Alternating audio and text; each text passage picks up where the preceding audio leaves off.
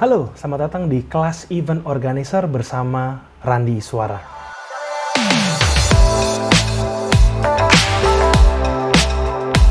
Ya, selamat datang di kelas Event Organizer di episode ke-6. Ya, sudah episode ke-6, di mana kali ini kita akan membahas mengenai jenis-jenis event. Oh iya, ini adalah channel spesial di kanal YouTube Randi Iswara yang membahas mengenai event organizer. Jadi kalian yang ingin belajar dunia event, silahkan subscribe ke channel ini, silahkan stay tune. Oke? Nah, langsung saja kita di pembahasan jenis-jenis event. Saya pernah bahas kategorisasi dari event, itu di episode pertama, linknya ada di atas, atau saya taruh di bawah juga ya. Nah, jenis-jenis event ini adalah salah satu wujud dari kategorisasi event tersebut. Nah, jenis-jenis event ini saya percaya teman-teman kiranya sudah pernah hadir pasti. Dan jenis-jenis event ini tidak semesti terkungkung dalam definisi, misalnya A pasti A, enggak. Bisa saja satu jenis event ini akan hybrid atau campur-campur dari jenis-jenis event yang lain. Karena kita ini kan orang kreatif ya. Orang kreatif itu tidak bisa terkungkung. Dan saya selalu bilang kepada banyak teman saya, murid saya, kolega saya, dunia marketing itu di mana 1 tambah 1 bisa 10. Di mana 2 kali 2 bisa 50. Ya, karena kita orang-orang kreatif. Kita perlu, sebelum kita masuk ke jenis-jenis event, kita perlu tahu outlook dari industrinya.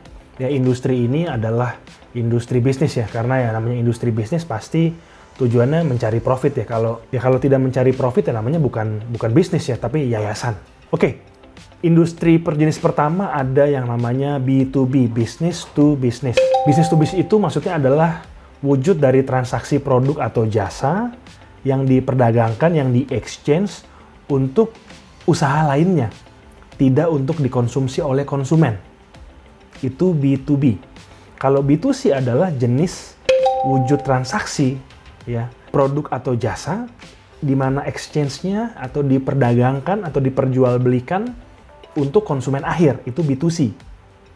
Gampang ngertinya gini, kamu punya usaha sembako, ya, ada banyak produk, ada beras, ada gula, dan lain sebagainya, roti, gandum, lain sebagainya.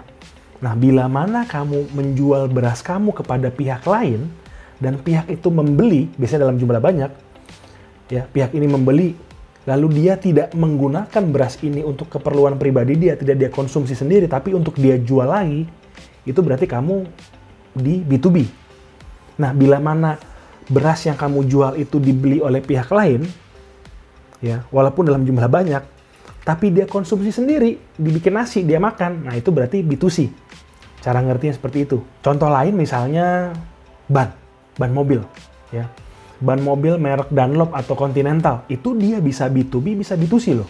Bisa B2B-nya adalah saat brand Continental ini dia jual bannya misalnya ke BMW. Misalnya kamu beli produk BMW, bannya sudah ada kan Continental, kamu nggak akan pergi ke dealer misalnya BMW atau Toyota, bilang, ini harganya berapa? Oh, kalau ini harganya 1 miliar Pak, tapi belum sama ban. Kan enggak, biasanya sudah ada bannya kan, baru kita bisa ganti bannya atau velgnya, terserah kita, tapi minimal kita beli produknya udah ada ban.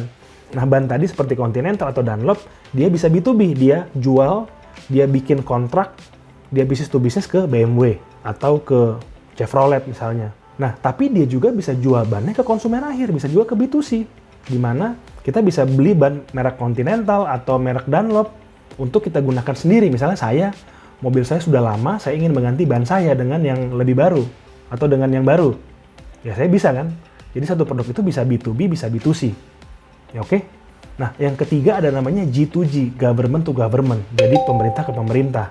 Entitas usaha pemerintah dengan pemerintah lainnya. Nah, kurang lebih itu 3 karakteristik dalam industri event ya. Nah, sekarang kita masuk ke jenis-jenis eventnya. Nah, jenis-jenis event ini saya klasifikasikan berdasarkan kesamaan dari karakteristiknya. Misalnya yang pertama adalah exhibition dan trade show. Exhibition sama trade show sebenarnya ya mirip-mirip aja, sama-sama aja. Tidak usah terlalu dipusingkan. Nah, exhibition itu adalah pameran. Ya, memamerkan bisa macam-macam, bisa showcase produk atau jasa, bisa kesenian, bisa bazar, ya. Intinya adalah memamerkan produk atau jasa. Biasanya ada booth, ya. seperti misalnya PRJ, itu adalah exhibitions. IIMS, Indonesian International Motor Show, itu adalah exhibitions, memamerkan produk dan jasa, ya, mobil, otomotif.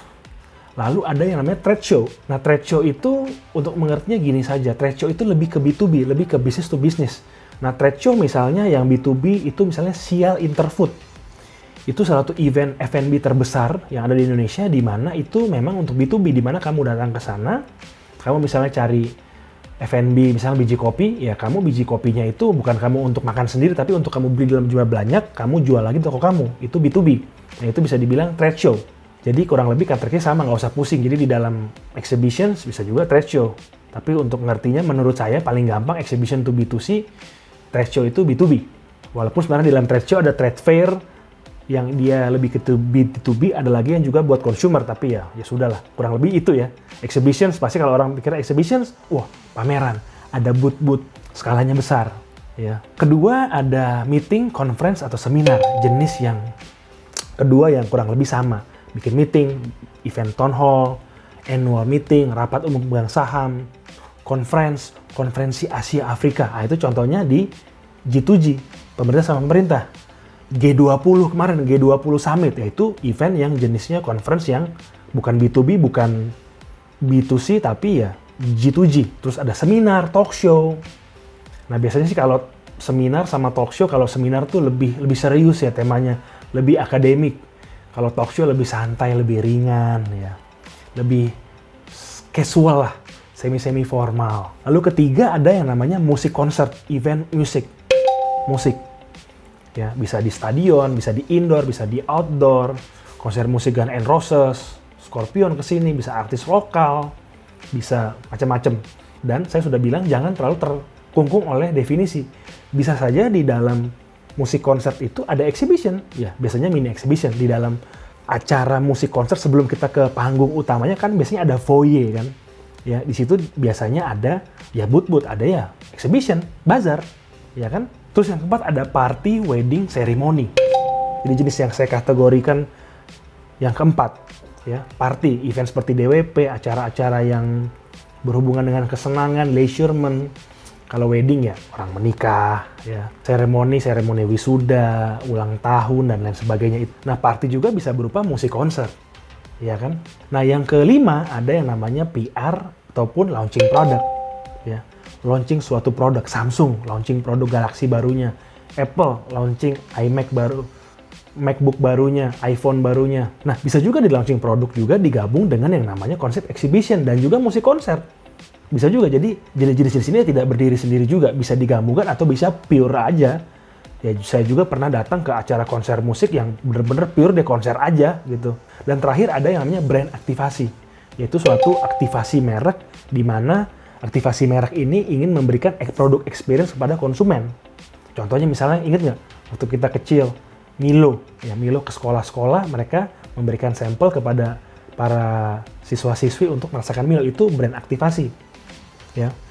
Nah, dari jenis-jenis itu bisa berdiri sendiri-sendiri atau memang gabung satu sama lain. Contohnya yang menurut saya paling komplit adalah PRJ, Pekan Raya Jakarta, di mana di situ ada exhibition kan, gede-gede exhibition di hall yang sedemikian gitu besar-besar, ada musik konser, panggung yang besar sekali yang dahsyat, dan juga ada launching produk, ya biasanya ada launching produk otomotif atau produk consumer goods yang baru, ada kopi dulu pernah di launching di situ, hadir brand aktivasi juga situ, ada tester kopinya, ada macam-macam. Sebelum acara itu juga ada press conference juga, ada macam-macam. Jadi itu gabungan semuanya di dalam PRJ. Nah, oke, kurang lebih itu.